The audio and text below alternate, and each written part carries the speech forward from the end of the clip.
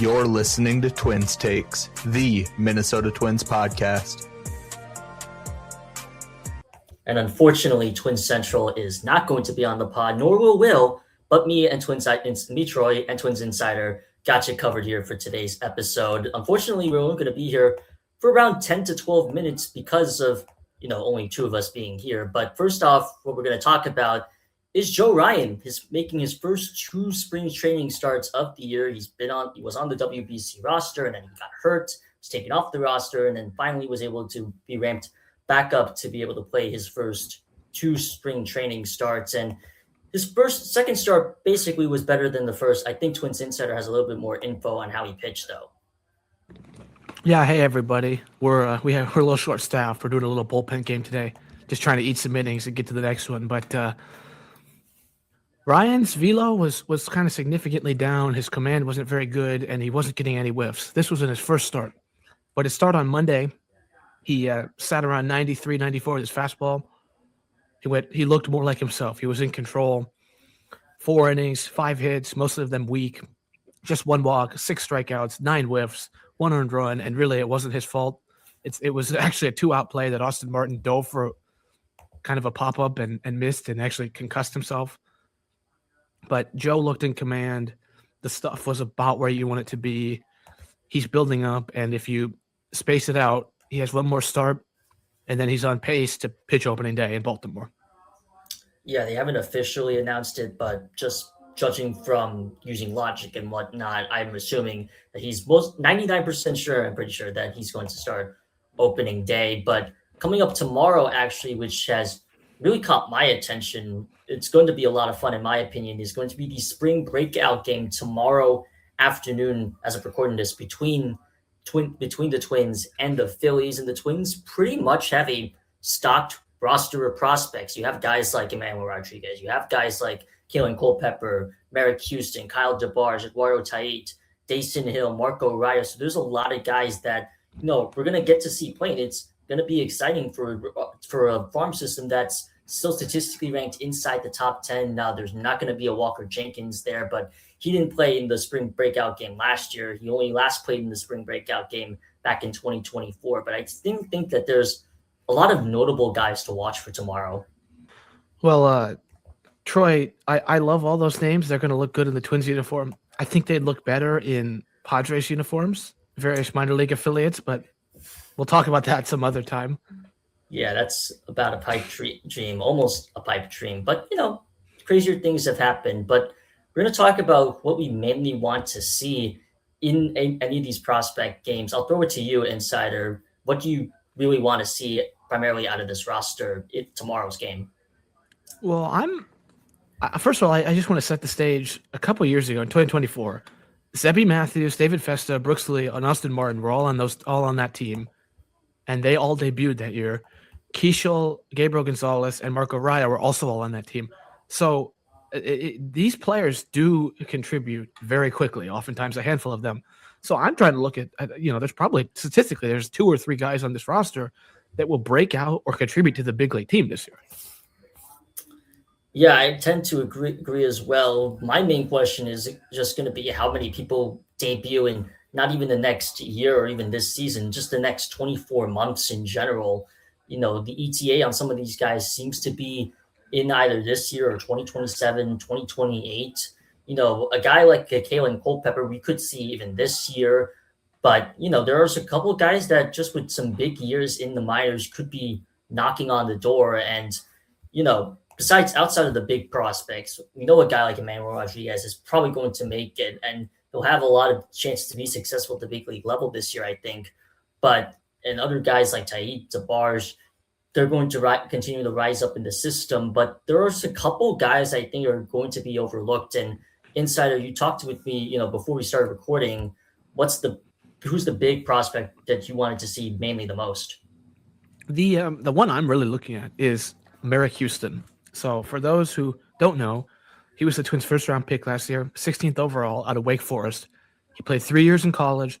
He hit 354 with 15 homers in his final year, a double-digit walk rate guy. He was viewed as the best shortstop glove in the draft last year. He is incredibly athletic. He had 19 steals in 60 games last year at Wake. He had only a 96 WRC plus last year in the Twins organization. So his glove and his athleticism at a premium position, shortstop. He's probably the best shortstop in the organization right now. He might be the best fielder in the organization right now. He literally, the bat will take him as far as he could go because otherwise, the fielding, the athleticism, he could play in the MLB right now. So he could be a guy. That glove could take him up. I could see him in like AA, even maybe AAA at the end of the year. I think he's definitely a guy who might take the Culpepper path. We'll see a lot of him he'll get up to high, he'll hit really well, and then we'll see him at AA. He'll put up about average numbers, I would think you say at that level, and then he'll get his quick cup of coffee, as a lot of prospects do at AAA at the end of the season. But a guy that I'm looking at primarily, another hitter, is a guy that was drafted in the second round last year after Merrick Houston, and that is Quentin Young, a guy, Delman Young's nephew, another young family member in the Twins organization. This guy is huge. He's 6'6", and he has a lot of raw power to his game. A lot of analysts called him one of the better power hitting prep players in the class last year. I believe MLB ranked him as high as 30 in the mid 30s in terms of their draft eligible high school prospects, and the Twins got him at 54. I thought it was always seen as good value, a good swing to take on a guy with the tools that he has at the moment. He didn't get a lot of at-bats at Fort Myers last year, but I imagine he's going to start a lot of games down there, and we'll see where he plays because long-term it looks like he projects to be more at third. He played a lot of shortstop in high school. The question is just how long can he stick there at that position? Doesn't exactly wow you with the glove, but it gets the job done enough. But again, the main thing is just about his power in his bat. And I'm really excited to see what kind of adjustments he can make down at Fort Myers. Maybe, again, he's only 18 years old, so he has a lot of time. Take your time with him. You probably don't even see him in the big leagues in like 5 to 6 years. Might just be a shot in the dark, but I'm constantly getting intrigued by his profile. Absolutely. And remember that baseball is a game of kind of back and forth. So by the time he comes up, I can see a world where power is at a premium again, like it was a handful of years ago. Right now, Merrick Houston's more of that kind of trendy athleticism, speed, and defense guy. But I will also say that if you combined Merrick Houston's athleticism and defense and position with Quentin Young's frame and power, you would have like a 200 career WAR player. You would have, I think, one of the best prospects ever, I would say. Now, and Will could not make the program today, unfortunately, but he did say a player that didn't make the spring breakout roster. That's because he's still recovering from Tommy John's injury. And that's Riley Quick, a pitcher that was also drafted towards the end of also last season, a second round draft pick.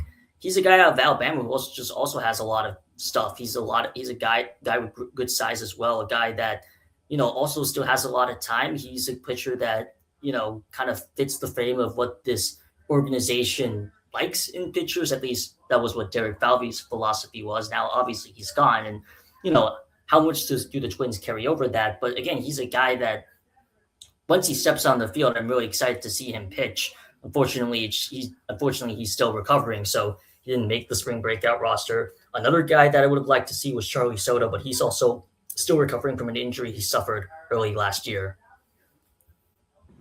And I totally get why Riley Quick is why Will said him, because he's a big guy. He's like 6'7" or 6'8", but he doesn't throw over velocity. I think he throws like a 97-mile-an-hour two-seam fastball. So Charlie Soto, another guy, Desan Hill. There's a lot of young pitchers in A-ball and AA, and of course they're pitchers, so they're always injured. But the Twins definitely have a lot of intriguing arms throughout their system, up and down.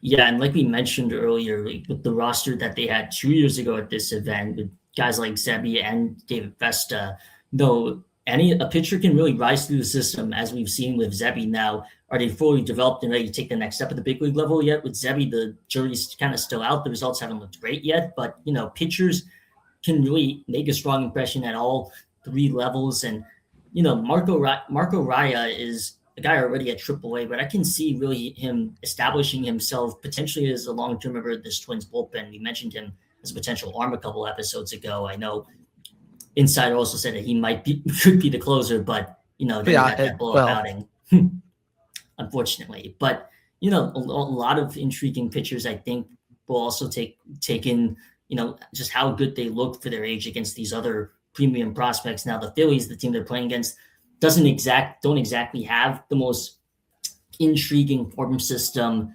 Only one of their guys, I believe, is close to the top 100. Dante Nori, son of Minnesota Timberwolves assistant head coach Micah Nori, and a player who just recently played at the World Baseball Classic for an Italy team that made the semifinals. He played really well. He played really well for a young player at his level right now. A guy who was recently drafted in the first round. So I'm really intrigued to see how he does against this young Twins pitching staff.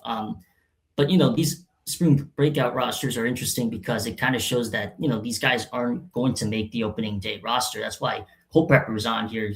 And even though he had a good spring, he still fell short of probably being ready to make the big leagues. But a guy like a Kevin McGonigal, who's of the Tigers, the top prospect in the game, wasn't on the spring breakout roster. So it's kind of interesting to see, he's probably going to make the opening day roster at this point. But these games are always really interesting, and I'm really excited to see what goes down tomorrow.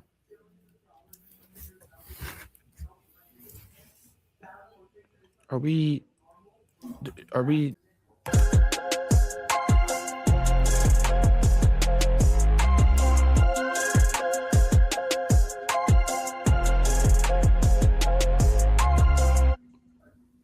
So real quick, since we're doing a little farm update here in this little abbreviated episode, in the last week or so, since our last episode, we've had a handful of players reassigned to the minor league camp, which included Kalen Culpepper, shortstop, Aaron Sabato, first baseman, Grant Hartwig, who's a reliever, a right-handed reliever, Julian Merriweather, who's a right-handed reliever, Kyler Fedko, who's a right-handed hitting utility outfielder, Lai Rosario, who's a right-handed hitting outfielder, and Tanner Schobel, who's an infielder.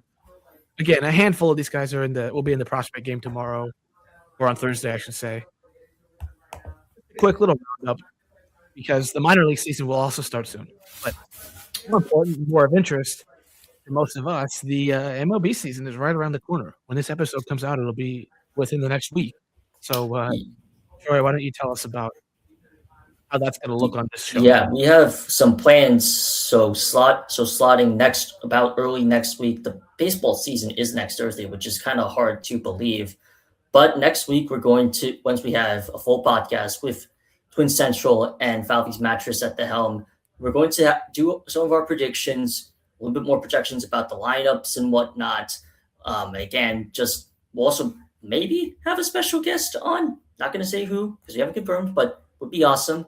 About two, we're going to try to aim for 2 episodes during the season. Might also talk a little bit about the WBC next episode because we haven't gotten our full thoughts out on here.